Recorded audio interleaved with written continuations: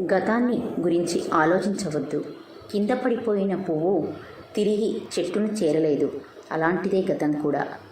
ఎక్కువ కోరికలు లేవు స్వామి. జీవితంలో ముందు సమయం కంటే తర్వాతి సమయం బాగుంటే అంతే చాలు. సమయం చేతిలో మనమంతా బొమ్మలం. సమయం బాగున్నప్పుడు మనం బాగుండం. మనం బాగున్నప్పుడు సమయం బాగుండదు. అన్నీ బాగున్నప్పుడు మనమే ఉండము. జీవితం ఎప్పుడూ ఒకేలా ఉండదు. రోజుకో కొత్త మలుపు, కొత్తవి తెలుసుకోవడం.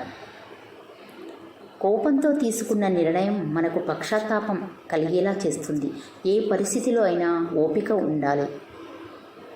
జీవితం చాలా చిన్నది. చిన్న చిన్న కారణాలకు ద్వేషం పెంచుకుంటూ పోతే ఉన్న కొద్ది సంతోషం కూడా పోగొట్టుకుంటాం. తప్పో సరో సర్దుకుని ముందుకు పోవాలి. అదే జీవితం అంటే. మనల్ని పదే పదే బాధ పెట్టే దేన్నైనా వద్దనుకోవటం అలవాటు చేసుకోవాలి. ఎంతలా అంటే ఫలానాది లేకపోతే బతకలేనేమో అనే స్థితి నుండి నిన్ను, నీ మనసును నువ్వు గెలిచే స్థాయికి చేరే వరకు. కోరుకున్నది దక్కితే అదృష్టమని, దొరకకపోతే దురదృష్టమని అనుకోకూడదు. ఎందుకంటే దక్కకపోవడం కూడా అదృష్టమే అయ్యుండొచ్చు. ఆలోచించే పద్ధతి మారితే జీవితంలో మార్పు రావచ్చు. ఏడవకండి, ఎవరూ పట్టించుకోరు. నవ్వడం ప్రారంభించండి. ప్రతి ఒక్కరూ అసూయపడటం ప్రారంభిస్తారు.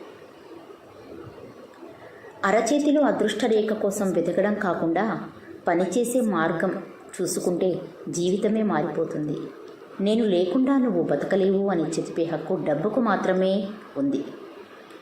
తిరస్కరించడం అనేది ప్రతి ఒక్కరి జీవితానికి బాధ మరియు శిక్ష లాంటిది.